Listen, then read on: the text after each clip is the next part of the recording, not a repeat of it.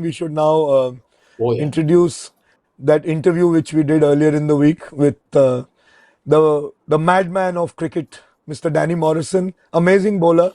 I have an interesting story. Prem, he made his debut in that game in the Reliance World Cup in yeah, 1987 when Mr. Gavaskar got his first 100 in his last, I yes, think in his last one day game it was, and yeah, Chetan yeah, Sharma got a hat trick. And our friend Mr. Danny Morrison was taken to the cleaners. Like they say, the baptism by fire happened. But what a bowler! He's come back. He's really been. He's played 3 World Cups and he's been a fantastic ambassador for the game. Superb bowler, and the way he's come into this new avatar as a commentator, he's so much fun. But at the same time, his observations, as we saw in the interview, were phenomenal. He's following the game very seriously. He might yeah, seem that he's just joking around and having fun, but I think he's phenomenal. And he's also taken a hat trick against India, that yeah, too. correct. Yeah, Kapil Dev, Ankola, and Mongia. I still remember. You should see that clip on YouTube. We'll try and see if we can give a link down there on our YouTube in the page. in the But show notes, yeah, yeah. three But Yorkers, Prem, super bowling. He's a great guy. yeah, just as we throw to the interview, one thing that you said, about how closely Danny follows cricket. Uh, I know a lot of people kind of see him as this loud, boisterous joker in the middle of all of this. But you're right, he follows the game extremely closely. In fact, he's one of two international commentators who I respect for the homework they do. One is this guy, Yeah. and one is Ian Bishop. Yes, of Bishop course. knows more about Indian players than Indian commentators do. Yeah, he keeps coming up with, Yeah. and Danny equally. When you sit him down and talk to him, he'll pick up names, and you're like, hey, wait, yeah, how did I forget that name? He Yeah, it's remembers interesting. matches. He I was remembers taken what happened. aback. I'm really surprised by the pick, and when we asked him about which team he looks forward to, let's not say what he said, but let's see Yeah. the interview. Amazing observations. Amazing observations by Danny. World Test Championship win. New Zealand reached the final of the 2015 2019 ODI World Cups. The women won the 2024 World Cup. Has New Zealand cricket made any kind of structural changes? What do you attribute this to? This consistent high performance? Gents, I really think in a way, and I'll be really clear about this. In this whole professional era, I think particularly of white ball cricket, and given it this century, and I think that the power brokerage that is the Indian Premier League, and then on top of that, all the other leagues that have spawned from 2008's inception of the Indian Premier League to kick on, your PSLs, the Caribbean Premier League, Australia started to take the Big Bash a bit more seriously, not till about 2011 or 12, around that time, and then the late great Shane Warne came back. Had a revival, Warney, and came back and played in Australia. So you think about Brendan McCullum, you think about that new brigade of Kane Williamson, Bolt and Southey, and all those guys, all those protagonists that were around at that time. And I'm talking around that time of 11, 12, 13, 14, 15, getting all that experience and relishing the opportunity to play in front of those big crowds, a little bit more pressure, learning their craft more, being put under the microscope, as it were. And you just think that generational guys that I had the good fortune of doing the ICC Under 19 World Cup in Kuala Lumpur in 2008, and that's when the likes of Williamson, Bolt, Southey was captain there. The certain great Virat Kohli was captain of India, and they won it. They beat South Africa in the final. All of that stuff. So when you look at that generation come through, and they talk about Steve Smith and Joe Root and the Fab Four, I think all of that sort of ilk and that timing, particularly for the New Zealand group, really gelled together, and you had such a great timing, as well as all what I've just mentioned, come together and do that. And it really not, and it wasn't so much it fell into place. You're quite right. New Zealand cricket, with its structures, got a lot more professional. The game grew to another level. And certainly, I can't stress that enough. I just think the game for a lot of the international countries across the globe have got to give a little bit of credence, and quite a big bit of credence, to the Indian Premier League. Those that were good enough to play in it and get the opportunity, it's developed their game measurably. So when I look at that, and you talked about all those finals, we're good at being bridesmaids. We love handing over the cake and the veil and everything, and the trophy. Um, apart from the test, the big malice, isn't it? The big test championship that New Zealand won in 2021.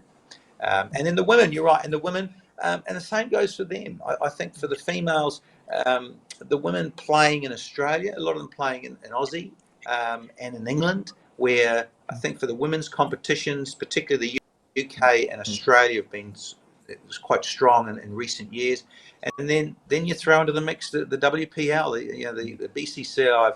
I've realised too that the women need their showcase, and they need to be recognised and developing the sport of cricket through the women's side of it. So they're doing that, and truly important that they need to do that. And you can see that's also paid dividends and definitely been very good for them and really helped them as a side. And as you say, look what happened just last year in 2024, recently in the women's T20 Yeah. World Cup.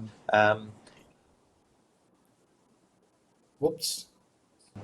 And that's fantastic as well for the women. So, yeah, I think for the game as a whole in New Zealand, it's not just about the code of rugby, men or women's rugby, because they're pretty good at that too. So Yeah. cricket's got a great platform now. Right.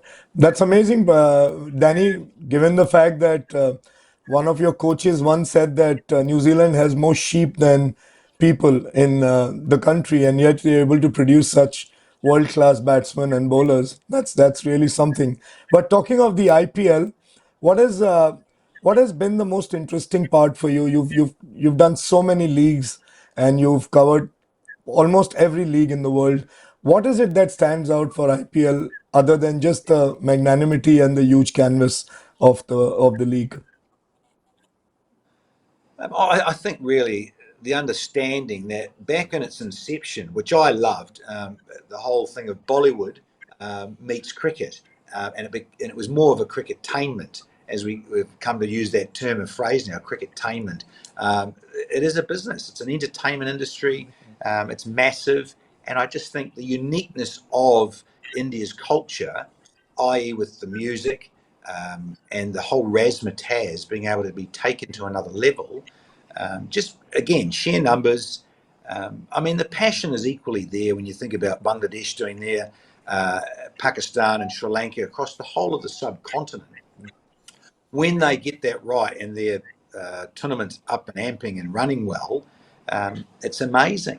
And then the IPL, we all know it's the biggest extravaganza. So you do get the best of the crop, as it were, the cream of the talent around the globe. They want to play in it. And so I think the uniqueness of that, seeing the players get on and how that landscape's changed because you're sharing ideas, you're sharing your information, as it were, but to help the youngsters come through. And I think that's been, a real standout for me.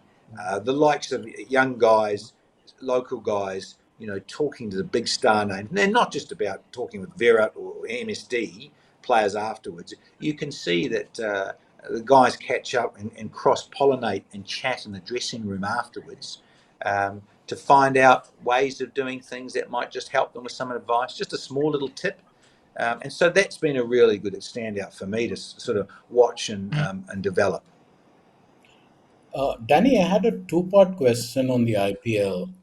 One part is this: there are some new rules that have come in, and one that we've been trying to wrap our heads around is this whole thing of ball change.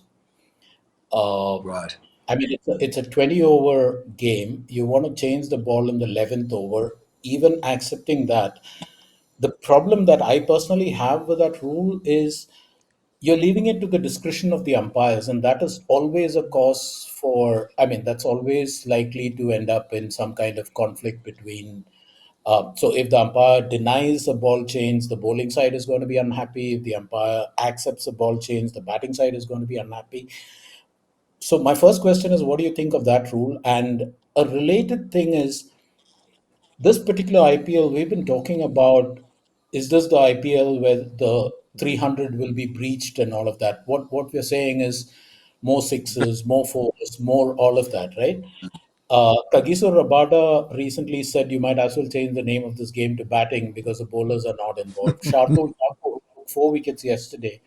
The day before the match, he also Yes. said something similar about saying that bowlers feel irrelevant these days. Your thoughts on these two things, please, Danny? Well, it was interesting to hear what Andy Flower had to say. And of course, he's coached here a lot. He coached England. He's been here with the franchises, and so again, he feels it's great. He thinks it's a good initiative to give that back to the bowlers so they can hold on to the ball more. Um, in the second innings, post 11 overs, because it's you're now deep into that. You've had what 31 overs of a 40 over affair, and he just thought it leveled up it a bit more for the bowler's perspective to hold on to the ball, whether it's a spinner or a quick Mhm. bowler bowling between overs, 12 to 20 in that stage. So I look, I don't mind. I think something had to give there because of the dew factor. That's the other challenge that we've got in the subcontinent. Playing at this time of the year, it's not going to change. That's the window. We all appreciate that. That you've got to be able to say to the bowlers, as you rightly said, do they feel a bit irrelevant, or they're a sort of a beast that's been battered to death, really.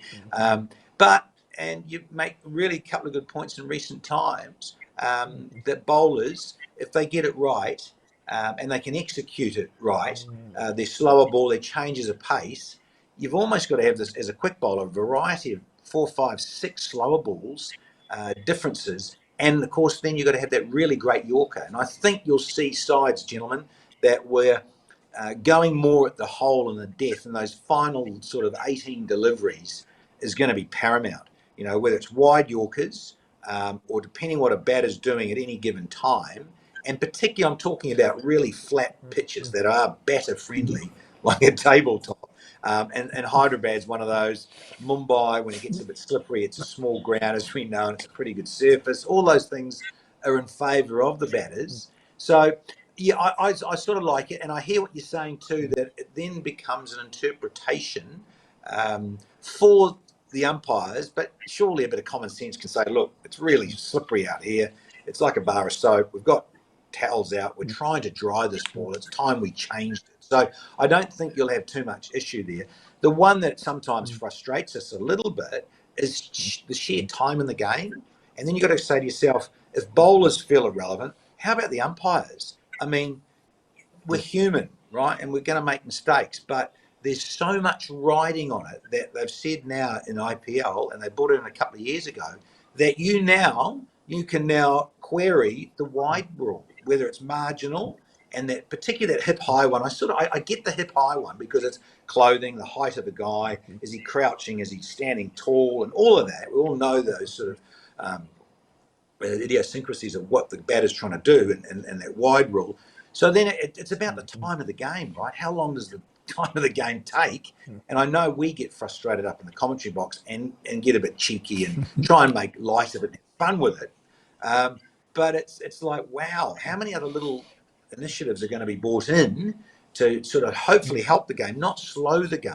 Because you want that whole thing to keep going and that massive thing of momentum and entertainment and everything. But, what is it there? I mean, I saw the staggering numbers of what it costs to put on a game. NFL's at the top of the tree, 32, 34 million to put on a game. IPL, one game, is more to put on and gets more set up and it costs more than the English Premier League.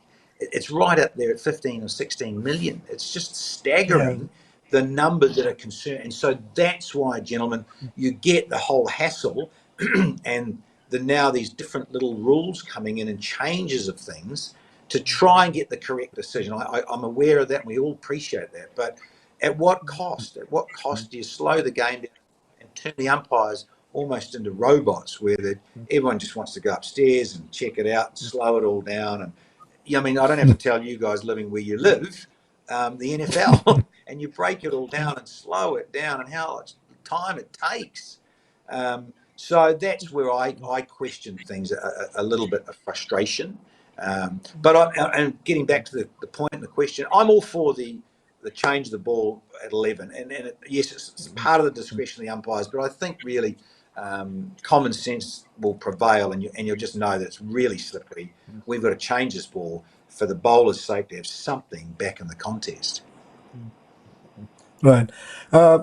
Danny, Prem and I were discussing a little bit earlier about some comments being made that is IPL or this cricket going the way of football. And I was trying to pick Prem's brains on it of how does it, because there are set pieces now by big teams and how they're preparing for it. Prem, you want to take that question further? It's an interesting one to Yeah, ask I Danny. mean, that conversation between Faisal and I was in context of what we were watching Vaishak do the other day. If you remember, he came in as the impact sub towards the end of the match, and then he bowled those 2 overs. It goes to what you were talking about, Danny, about bowlers needing those new skills. All Vaishak did was bowl the wide line Yorkers well towards the tram line so that he took the leg side out of the equation, pretty much Yes. packed the outside field. And it looked almost like a football set piece, a guy coming in with just that one specific role, one specific thing. Does the cricket coach now increasingly have a role to play in tactics, strategy, on in-game strategy? I'm not talking about what you discussed during the, player meetings and stuff. But as cricket Yes. evolves, will the role of the coach become even more significant? Oh, well, 100%. And I think you can see with different personalities of guys that are a little bit more animated than others, like a Ricky Ponting, be discussing stuff, or Nera, classic case there, getting up maybe even sideline, Yep. conveying the message to someone standing out there at long off or long on, and just saying, look, take this back to the skipper, or even Prem, the captain, as we know, and if they like it, they'll be in that hot zone of those catches at long on and near the dugout anyway, and can talk to the coach in real time. I know, again, the example of the big American game of NFL, and they're all microphoned Right. up, their headsets on, and all of that. But to get back to your point, I think so, and that tactic working. We saw it in Amrabat. Um, the other night there. And so, that was brilliantly executed, where a player would come in as a super sub, and he might only come in for the last 5 overs, and he's got to be warm, he's got to be ready. We've said it for years on air. It's got to be a bit like American baseball, where you've got a bullpen where a guy can warm up, get his shoulder and his body right, and be ready to go to say, listen, you're our Yorker specialist. You're going to come on and bowl overs 17, 19, and 20. Okay. And you're going to come in and do that job and that role. And that was beautifully executed the other night of both those games you're talking about. So I do. I see it evolving, and you do. And we keep going on about this in T20, that you really do have to think on your feet. You have to, because the game changes. A Maxwell comes in. Look how he got out the other night. He was out first ball. He was trying to reverse sweep, first ball, and was gone for a gold duck. Those sort of guys will come in and try and upset the apple cart, because that's what they do. And fair play to them. Try and play the 360 game. To their detriment, they could be out like Maxie was the other night there in Ahmedabad, because the bowler gets it right. And so that's the other thing.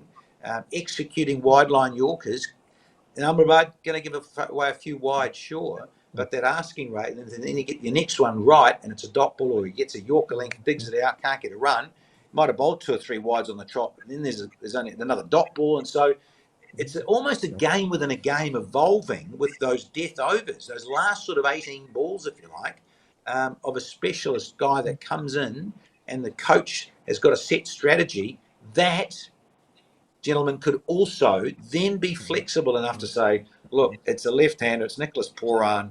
We know what he's trying to do. We might just have to go a little bit on this angle, or I want to bring someone else on and have a really good crack at him coming around the wicket to bowl in that as toe Yorkers sort of thing, right? And they'll talk about that till the cows come home with strategy and everything. So it is, you're quite right. I think the game gets broken down into those different parts with specialists who come in and bowl in the mid overs, or the new ball bowlers who swing it in the first six and what have you. And everyone wants a wrist spinner, don't we? On a left arm, we want a left arm wrist spinner or a right arm wrist spinner or a left arm orthodox. That, all of that stuff is fascinating to see in the layout of the team and what they produce at any given part of the contest.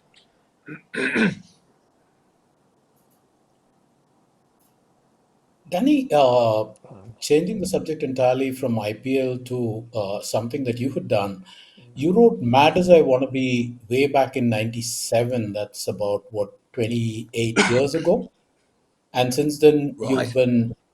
you've been involved in cricket coaching, you've been involved in commentary, you've gone around the world. Uh, you've had a ringside seat to cricket's evolution in many ways, evolving into a three-tier sort of tournament, all the franchise cricket beginning to dominate the calendar, all of that. Do you think 28 years later there is a sequel coming to of, of, of the cricket, you think changing and evolving? your experiences with being ringside as cricket changes and evolves? Because Mad as I Wanna Be was entirely about your playing career. So I was wondering Right. if there is a part two coming. Oh, right. Sorry, and putting pen to paper, as it were, but all digital age. You'll be sitting there, right, and it'll be up on an ebook. Yeah, look, sure. I mean, that could be a possibility for sure. I know a mate of mine who's same thing. Um, Went from cricket to broadcast. Dear old Alan Wilkins, and Wilco wrote the book. Uh, in terms of about his career over a whole long time, saying "Easier Said Than Done" was a lovely title, and released it in India. But because he'd worked so much around the globe with golf, rugby, tennis, um, amazing. And so, yeah, he wrote that book towards the end, too, in his 60s. Like Wilco's just gone into his 70s, Hmm. and so yeah, possibly you're right. I mean, I'm about to enter my sixth decade, so you're probably quite right, Prem. There could be something like that. Definitely um, release there of what's happened and some crazy stuff, and maybe you'd sort of save it to when you're finishing, because you'd probably like to impart some naughty things, knowing know me, a bit wild, some stories that. Well, I could release them, but then you're probably not going to work much more back in certain areas. You want to tell us Danny, one of those talking stories? of, yeah. What's that? You want to tell us one of those stories now? Oh, different. Oh, look, you could have the fun times of breaking down somewhere where we had, and then we were. I think we're. I think I'm in this part of the world, Tamil Nadu. So just getting up to mischief and giggling, and the boys were playing cards, and we were down at Fisher Cove on the coast, and boys were getting up to all sorts of mischief. It was raining, it was wild, and we're supposed to go to the World Cup um, and tour around, and we got knocked out during that World Cup in '96, and we were off to the Caribbean, so we had to wait. I think we had like 4 days there, and it was just, and you weren't supposed to go into the surf, and it was just amazing. And so you broke protocols of being a bit nutty and wild and yahooing, and guys in card games, and strip poker and stuff, and being silly, and running naked along the beach, and doing daredevil stuff when you had to, right? Because you're so locked up and a bit bored on this outpost. That was a lovely hotel, but it was pretty quiet on the coast down the road from Chennai, and just sorts of a bit of mad palaver going on. But I could delve deeper into that, but we haven't got time. Sorry. That's true. Yeah. Danny, one final question I wanted to ask you. I was just watching your video, the one where you took a hat trick and got all three of them bowled, Kapil Dev, Salil Ankola, and Mongia in that one day game. How did this high flying Right. Kiwi get the title of Madman of Cricket? When did that transition happen? I'm very intrigued to know. I mean, I've always had quite a zany sense of humour. Those that have known me, playing and stuff, and even some others have, um, verbalised it or written about it even on Instagram of late and going about, the Jim Carrey of the commentary box. And so when I saw Jim Carrey back in '94 doing The Mask, it sort of resonated with me. And I also, because I mentioned this too in other podcasts, that my mother did a drama diploma in 1978, and as a 12-year-old, I went along there, and so I was exposed to all these thespian types and quite outrageous characters and what have you, and dances and stuff. And my mother managed a dance company for a little bit, so these sort of quite crazy characters around, and so that really influenced me as a youngster growing up, I would say. And then the Jim Carrey thing, being exposed to that and having fun. Um, there is that side of our family that are quite theatrical and a bit different. And then you probably saw with me in the IPL when Sony had the rights to it for the first 10 Yeah. years, it was Yeah. very much a bit of Bollywood and dress up and have fun. And so for me, Yeah. I enjoyed that and I embraced that and put on outfits and did, impersonations of some of the, Bollywood movies. We did something here sideline and pretending to be Amitabh Bachchan, that famous scene driving along and having fun. And for me, that's a lot of it really, because part of that philosophy is, um, yeah, life, of course, life's serious and you've got things to do and families or bills to pay and all of that sort of thing and the cycle of life and the treadmill of it all.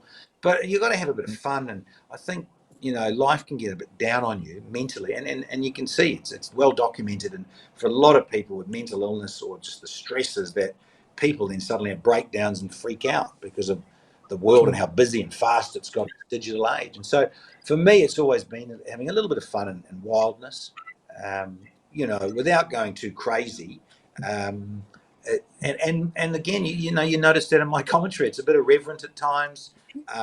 The other night, geez, at the end of the overnight, I happened to be leading for a change, and Shubman Gill will smash one downtown, and I'll go Shubbers, and it's gone beautifully over long off with a great drive, and that's just me, and yelling a bit of a nickname with it, but of course still broadcast wise that you've got it's Shubman Gill instead of just that isn't it a stunning shot for four by Shubman Gill? Well, no, he's fatted this and Shubers, and man, do we love it. So it's more emotive for me, and that's what it's about because that's who I am, and have a little bit of a laugh with life. So nothing changes because sometimes it gets a bit too wild for some people, um, and they often say, "Well, Danny, your niche. That's your niche," and that's how sometimes I tend to get boxed a little, and that's fine. Um, T20 We love cricket, it, love it. but I mean, I love Test cricket as well. Yeah, I love Test cricket. And look, and I used to do a lot of it in the UAE when Pakistan were based in the UAE a lot. I was myself and Dean Jones and Tony Gregg, God rest his soul, the old late great Tony Gregg. We'd do a lot of that in Sri Lanka and that time. Be involved in that area and be we would be the overseas neutrals, and they could relate to a little bit of our irreverent style and Greggy's big booming voice and distinctive voice and Dino and I being a little bit out there and wild, and Dino with his theories and technical coaching madness, and people think, "Jeez, what's going on? That's left field." And then and I'd be a bit irreverent on air, and it just work, and it's just fun. You got to enjoy life. that's Yes. true. It's been refreshing, I must say. Yeah. Stay wild. Mm. Stay while just before you go, Still wild, yeah. Danny, I can't let you go without telling me what is the one player who you look out for in this IPL and the team that excites you the most in this IPL. Um, Well, I suppose let's want to have a bit of a fairy tale, and you think about Delhi, you think about the Kings 11, and you think about RCB. They've never won it. Those three Yeah. franchises have never won the IPL. It's been dominated by Mumbai and Chennai, as we know, and Kolkata. Those three really. So when you look at the Kings 11, I think for me, and that we've just had that super auction, a lot of change. And isn't it amazing? I was talking about it on air with Ravi Shastri and Matty Hayden while we were on. And so, isn't it fascinating that Shreyas Iyer wins the trophy with KKR, but in the auction then gets to move. can't celebrate it for long, son. This is professional sport, and that's just the reality. He's off to the Kings 11, and I think Ricky Ponting, and again, that's just kudos to Ponting and his thinking and how he is, and works in the commentary box in Australia for Channel 7, and then he's got a coaching hat on over here and that. Brilliant, because what he's picked and how he's chosen the side and the balances and stuff and who he's got in his arsenal to call on, I really hope they can go other way, because you have a bit of fun with it. I mean, 17 years, this is IPL 18, they've had 17 captains. It's just constantly changing and wild. For me, I'd love to see the Kings 11 get up and win it, because it really would be a little bit left field and freak a few out against the form book. They got to the final. I remember doing that final against KKR in 2014, I think it was. And they lost that final there to KKR in 2014 and Chinnaswamy. And, I was hoping for good things to them there. So, again, again, a bit like script writing, you want the fairy tale a little bit. And, Ponting having to move from Delhi and move on. It's a fresh new look. Shreyas, he's openly expressed how much he's enjoying the relationship with Ponting, and has come across Ricky in the past. So let's see. So I've got a bit of a soft spot for that, to see if they can do well. I'm fortunate enough I'll be going up to Mullanpur soon. I've got a couple of games up there up north, so I look forward to that. And a player. I don't know. I mean, a player that stands out there. I mean, I used to have that love affair catching out with MS Dhoni. We'd do the coin toss and we'd have fun out there. And I call him my multi-million butler, is out in the middle, and he'd bring a drink with a tray at times. We had so much fun with this with Dhoni. So it's always nice to say hello and catch up with him. But to be honest, guys, I just think, you're just seeing people that you don't see that often. You only really either see here, or you might run into them where on the circuit in the Caribbean, or where else, on the global scale, run into them in Australia or something. So fingers crossed. I'm wanting the Kings 11, the Punjab brothers, to do well. Awesome. That's a great choice. Quite surprising. Look out for that. Danny, why don't we let you go now, but why don't you sign off in Thank your you. typical signature style before you go? What you do at the tosses. Okay. Rightio. Thank you, Prem and Faisal, for all your love and caring on a podcast of note. But all again soon. Thanks so much, Danny. Thanks. Cool, gents. Good to chat, eh? I got it together. We'll talk more, Faz. Yeah, will do. Okay, thanks, Danny. Hit a long way. Out on the run is Larry. Oh,